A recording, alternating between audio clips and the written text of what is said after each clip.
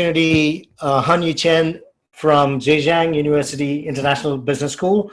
I'm honored to be with the panelists, Arm, Alex, and Pawi. So my pleasure and regards to you.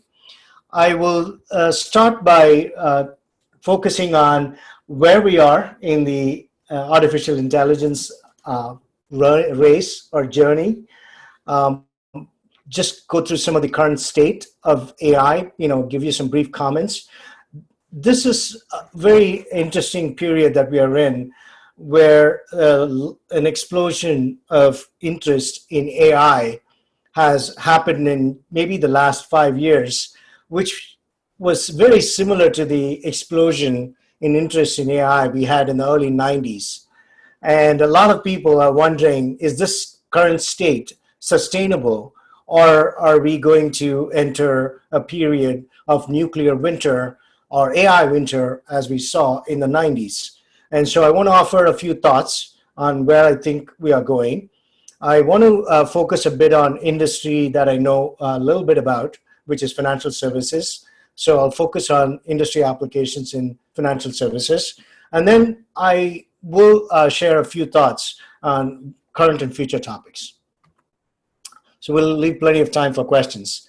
Where are we? That's the big question. Are we in a 20-year, 30-year kind of a long boom, as they called it, when the internet originally burst upon the scene in 1993?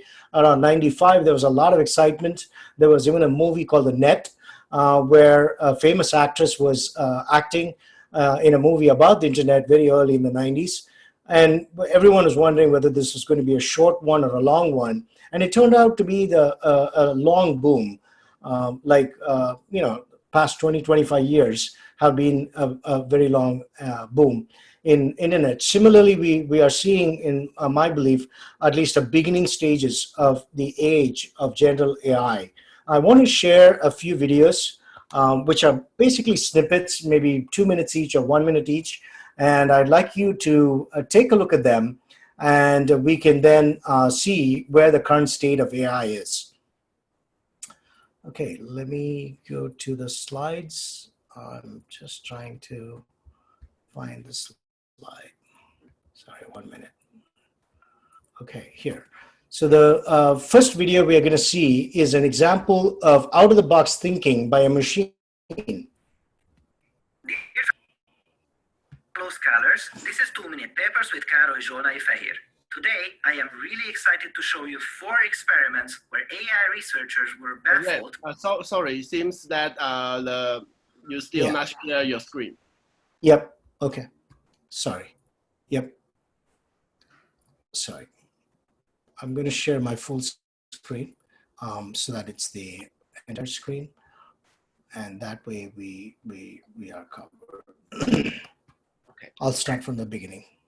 Dear fellow scholars, this is 2-minute papers with Károly Zsolnai Fehér. Today, I am really excited to show you 4 experiments where AI researchers were baffled by the creativity and unexpected actions of their own creations. You better hold on to your papers. In the first experiment, robots were asked to walk around while minimizing the amount of foot contact with the ground. Much to the scientists' surprise, the robots answered that this can be done with 0% contact, meaning that they never ever touch the ground with the feet. The scientists wondered how that is even possible and pulled up the video of the proof. This proof showed a robot flipping over and walking using its elbows. Talk about thinking outside the box. Wow.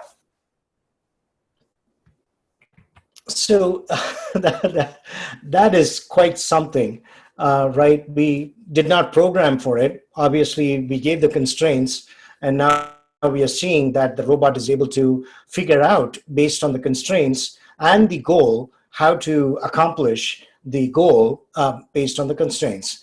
Here's a second example. In a later experiment, the gripper was crippled, making the robot unable to open its fingers. Scientists expected a pathetic video with the robot trying to push the box around and always failing to pick up the cube. Instead, they have found this. You see it right Instead of using the fingers, the robot finds the perfect angle to smash the hand against the box to force the gripper to open and pick up the box. That is some serious dedication to solving the task at hand.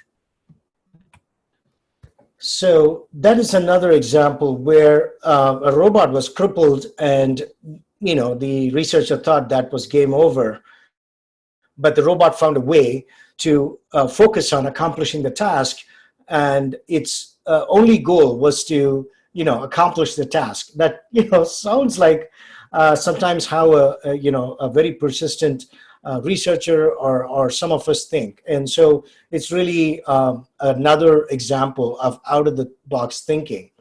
In the other two examples I'm going to show you, we are going to see a self-learning strategy. That is, we are going to first see a game which is trained by experts, and then we are going to see how, with zero training, the same machine was able to finally beat experts. So here's the first part. Video, you will also see the inner workings of this AI. Let's dive in. This is an AI that looked at a few games played by human players, and after that initial step, it learned by playing itself for about 200 years. In our next episode, you will see how this is even possible, so I hope you are subscribed to the series. You see here that the AI controls the blue units, and TLO, the human player, plays red. Right at the start of the first game, the AI did something interesting. In fact, what is interesting is what it didn't do. It started to create new buildings next to its nexus instead of building a wall-off that you can see here. Using a wall-off is considered standard practice in most games, and the AI used these buildings to not wall off the entrance, but shield away the workers from possible attacks. Now note that this is not unheard of, but this is also not a strategy that is widely played today and is considered non-standard. It also built more worker units than what is universally accepted as standard. We found out later that this was partly done in anticipation of losing a few of them early on. Very cool. Then, almost before we even knew what happened, it won the first game a little more than 7 minutes in, which is very quick.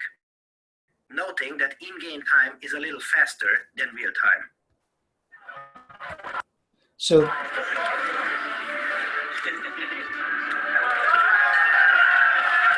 So that was the first game that AlphaStar won against a world champion of Go at that time, and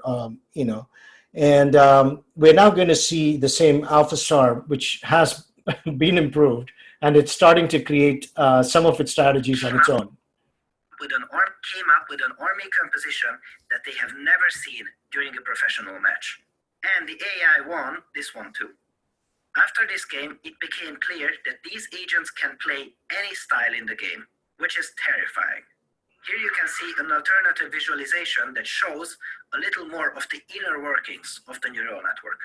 We can see what information it gets from the game, the visualization of neurons that get activated within the network, what locations and units are considered for the next actions, and whether the AI predicts itself as the winner or the loser of the game.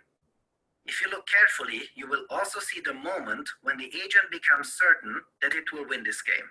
I could look at this all day long, and if you feel the same way, make sure to visit the video description. I have a link to the source video for you. The final... So from these little snippets, I hope we can, see how, interesting that challenges in AI that we thought were, near impossible, which is winning a game as complex, right, as StarCraft or Go, is become now possible. And what were the advances that happened, right, in this field that made it possible? Number one, we used to think in game theory, at least, that you need to have a strategy. And as such, an AI training process was needed, right, to be trained on strategies. That's why initially for chess and other games, we used to bring in experts to tell us how they thought. But in this AlphaGo, at least, what we found is that there was a version released called AlphaGo 0 that required zero training. It learned the game by playing against itself. It learned, all it had was a few rules of the game, and it figured out its own strategy by playing against itself. Second, it was able to deal with imperfect information.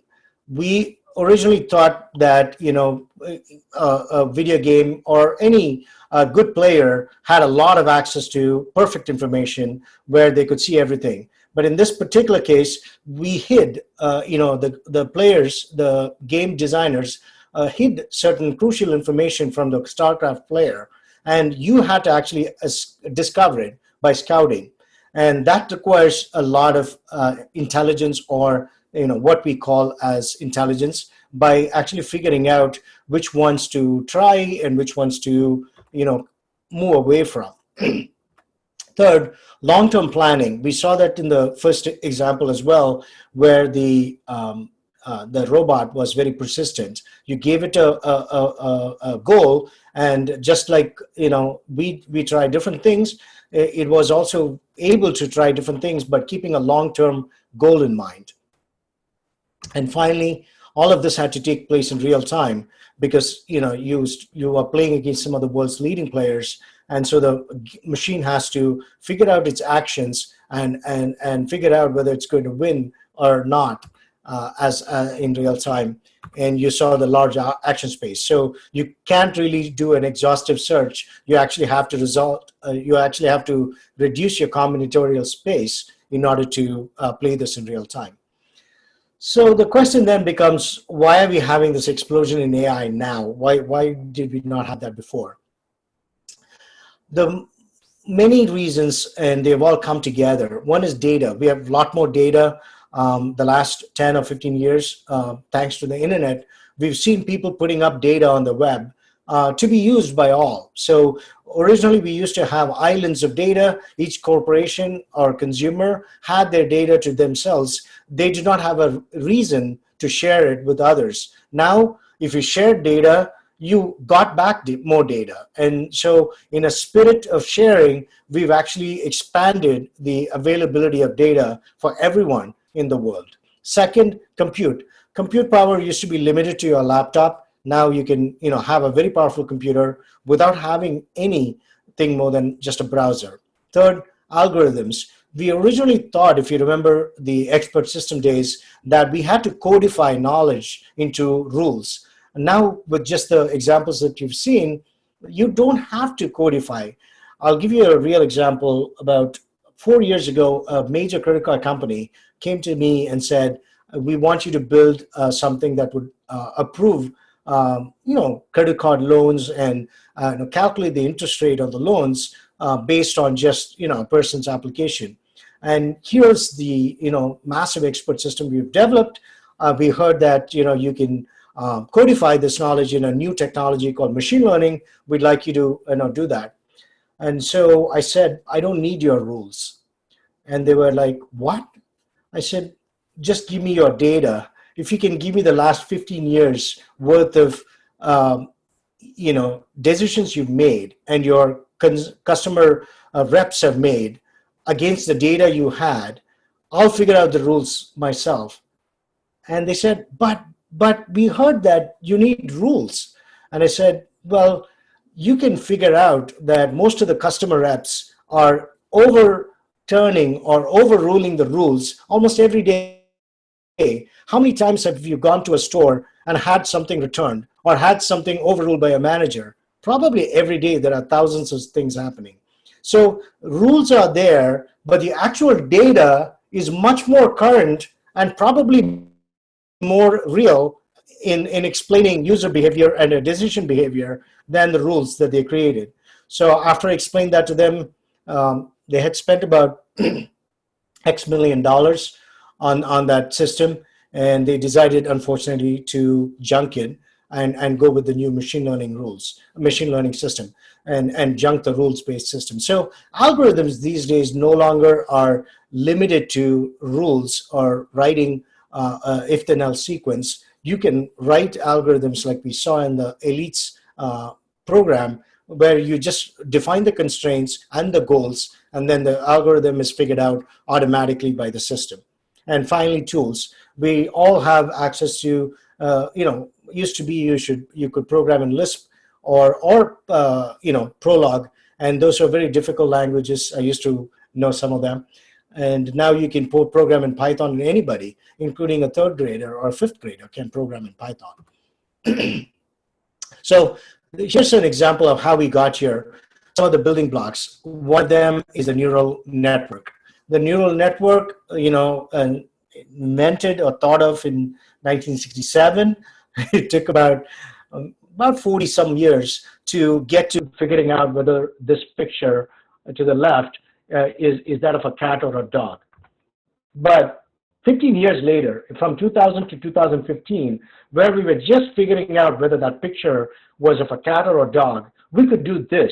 And what is that? We could actually see a video, scan it in real time, and figure out how to draw or how to drive a car. Guess what happened? The picture at the top is the actual landscape.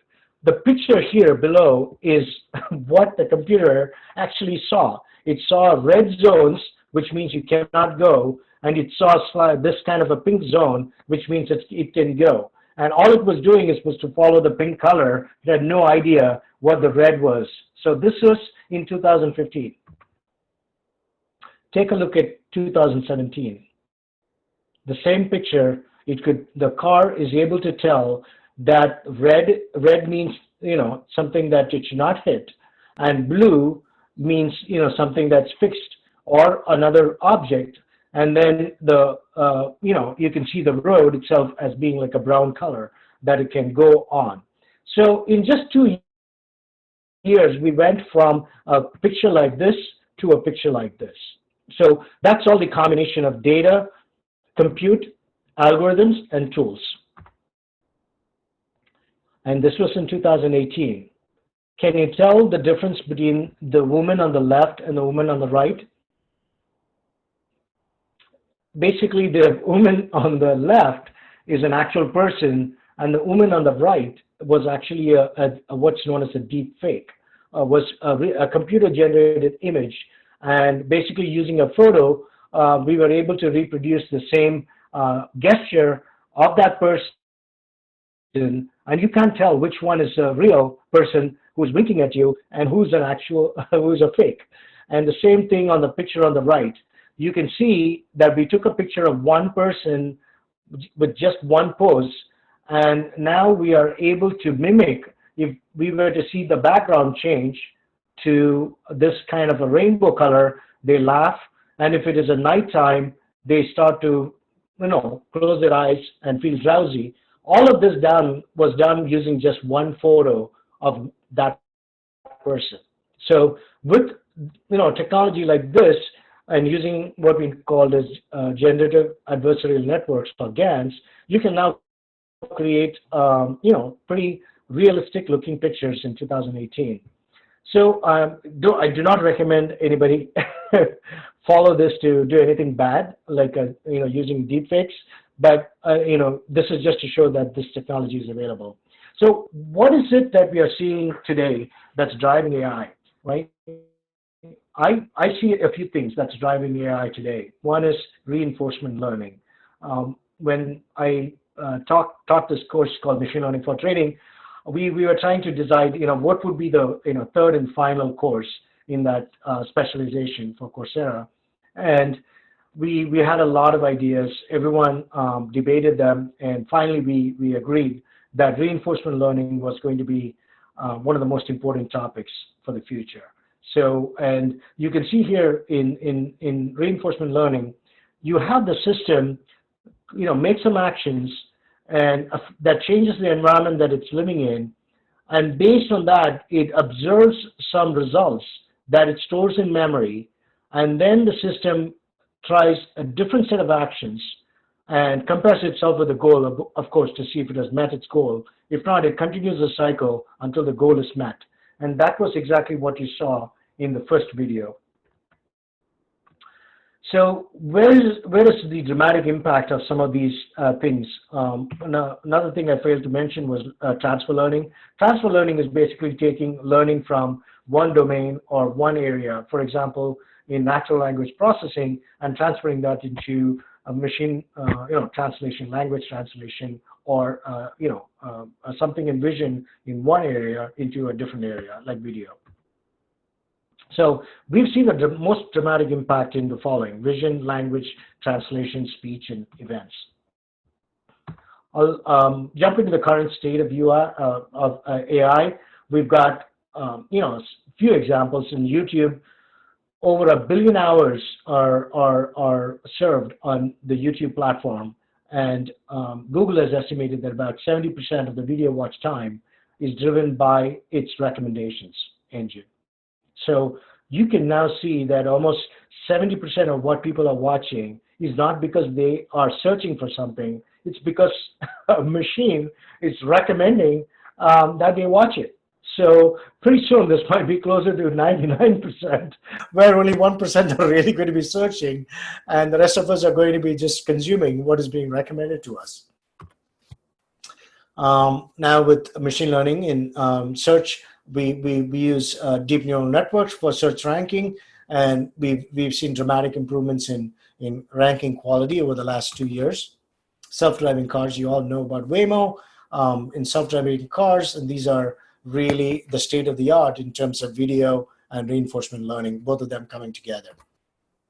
I'm going to talk about some of the industry applications that we are seeing with these, and I just want to say, if you are wondering what AI is and does, basically this is a very simplistic definition.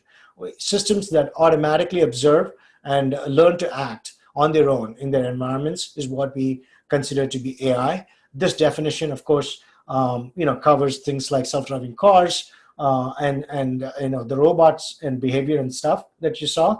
But as there is a tendency, we might see as soon as a problem is well defined and well known, it may no longer be AI, which is a good thing, because we really need to keep pushing ourselves if we are going to see progress in this field.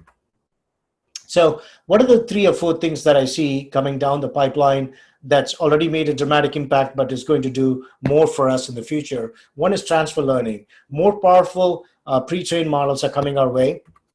AutoML, you're going to see more and more sophisticated algorithms that are going to automate more of the model pipelines. Reinforcement learning, you're going to see a lot of applications of reinforcement learning, as I mentioned already, in self-driving cars, and new applications of AI that we've not even imagined. So in transfer learning, what are some of the things we are seeing? Number one, we are seeing that we are building what used to be just 2 years ago in April 2018, we had in NLP, the state of the art was like a GPT OpenAI model, which had 110 million parameters. Today, 3 months ago or 5 months ago, Microsoft released a natural language generation program, which means it generates language that you and I speak. It can talk to you, converse with you, and it had 17 billion parameters. So this means that a lot more sequences of language, speech, text is known, and it is being used to drive a benchmark that's going higher and higher. AutoML is a second area where we are seeing a lot of progress. The traditional machine learning workflow used to go from data acquisition through EDA, feature engineering, model selection to prediction. Now you're seeing you go from data acquisition and then straight to predictions through AutoML. It does most of the EDA, your data prep, your feature engineering, model training, and so on. And AutoML tables, which is a product from Google, has beaten 80% of Kaggle participants in some of these competitions. So you can see that in Kaggle, getting to be in the top 20% is extremely difficult. And if you do that for 5 or 6 different competitions, you're likely to become a master, and later on a grandmaster and so on. And you now have AutoML tables doing that today. Similarly, in AutoML vision, you're seeing a lot of improvements. We used to have like, VGG16 was a state-of-the-art like 5 years ago, 72% accuracy. And now we've got AmoebaNet, which is in the 84%. That's a 12% jump in just about 4 years. And the game that I showed earlier, which was AlphaStar, and now you have AlphaGo, which is, there is a movie now out. If you want to see it, it's on YouTube. It's called Alphago the Movie. And it basically tracks the improvement in AlphaGo, which is, plays the game Go. It was started with almost nil training. And I'm going to show you that in 3 days of training. Sorry. In just 0 days, it had no knowledge of Go. In 3 days, it was able to beat Lee Sedol, who was a world champion, in 4 games out of 5 in just 3 days. In 21 days, it reached a level of AlphaGo master and defeated 60 people, 60 top professionals. And in 40 days, it became the best Go player in the world. Just 40 days, from zero to being the world's best player in one of the most complex games of strategy called Go. And that's the power of reinforcement learning. So what do we see out there in financial services? We see a lot of work being done in risk analytics. We are seeing AI making a big play there. Fraud detection, you already know that was the domain of expert systems. Now you're having it move to machine learning. Margin prediction, if you are applying for a loan today, or if you are depositing a security and you are being quoted a loan interest or a margin, there are very high chances those are being quoted by a machine learning algorithm. Similarly, if you are borrowing and you're a financial player, you are probably being quoted a margin or a borrowing rate by a machine learning algorithm. Now we are moving into medical, pharma, health. We are seeing a lot of document extraction. So you can read basically a doctor's handwriting, or it is able to figure out a medical diagnosis by looking at pictures of your eye and so on. So you're seeing document extraction and machine vision combined to produce some very powerful applications here. And then real-time forecasts. I recently saw a forecast out of our BigQuery machine learning, and it was released in public beta, where you can do multiple time series using SQL. So what used to be the domain of very complex forecasters, you can now do it with SQL. I'm not going to go into too many examples. I think we've got time for questions, and we'll come back to those. I'll just take one example from one of our customers who's gone public with this information. This customer mines data to make investment research decision. They are basically a hedge fund.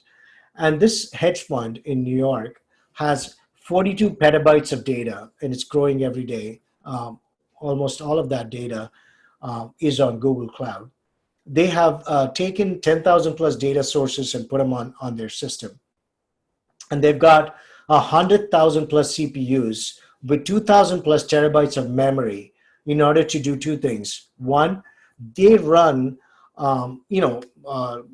overnight, basically what we call filters or quantitative research finders, looking for new ideas for investment. That's overnight. Second, they also run a high performance computing grid for risk simulation on their portfolios to see what will happen to this portfolio, in so many situations that are happening around the world based on data that they are sourcing from these 10,000 plus sources. So, nowadays, to be a hedge fund is a very, very costly proposition. And customers or companies like this are making it very, very difficult to just come in with, I used to be a hedge fund analyst, and you could start with just 2 people or 3 people, and you could manage easily $100 million without any infrastructure or very little infrastructure other than your desktops and a connection to Bloomberg.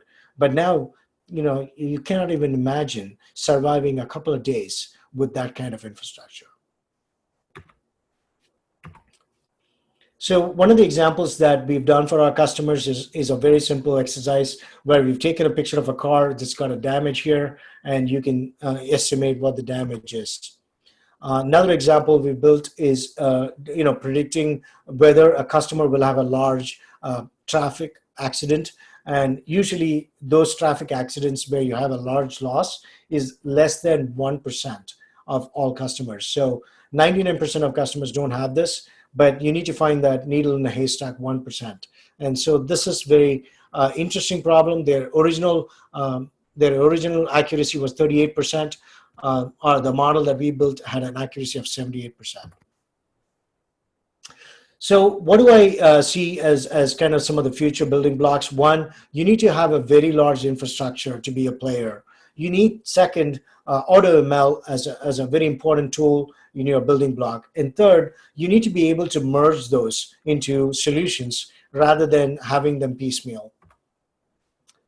And finally, I just want to put in a little note that I teach, or I created a specialization with New York Institute of Finance, and it's called Machine Learning for Trading specialization. So if you're interested, you can go there and click on this button, click on this link, or search for it, and you can learn more about what I teach. So that's all I have. Okay, thank you very much, Rams, for your fascinating keynote speech to address the AI, and also how does it really come from the beginning until now. And also we are very excited for all of those applications in terms of self-driving, and also in terms of the financial industry, how do they adopt the algorithm, the artificial intelligence for their decision making for investment. So with that, I would like to turn to our discussion. So Alex, I know that you and me met in the AI conference last December, and we were discussing a lot of like the application of AI in terms of financial industry. So we would very much like to get your perspective on that. And also, should you have any feedbacks or comments for Ram, that would be great. Okay, thank you. Thank you, Hongyi. Thank you for the invitation. And it is indeed my pleasure to be here and to be shared a lot of observation about the AI and its application and development in both technology and financial areas. So I had basically one comment and one follow-up question for Rain. So hopefully I can also give some feedback. So there is a very interesting observation that I had during Rain's sharing. So I think generally speaking, we are trying to develop AI based on the so-called neuroscience. So we're trying to make AI more like human decision-making. So think about how a human advisor making advice to whether to sell or buy a security. Typically, we don't have too much reason, right? So if you are a trader, if you have to make a trading decision, probably just in 1 second, you don't make that much analysis. You just don't have time to do that. So you make the decision based on your intuition. That intuition comes from a lot of things, from your experience, from your data, from a lot of things. But basically, that's how we make a trading decision. So that's how humans do that. So when you use AI doing the trading advice or trading decision, what would be like when in the first phase? So we try to code a lot of rules. We like what Ring shared. We try to give a lot of rules. We try to set a lot of restrictions and standards, etc., etc. That's just not how humans make the decision. And now AI is trying to move the machine more like human because they use the way that humans make decisions. So to some extent, I think that's a very big progress, and that's how we get out of the box thinking and out of the box decision.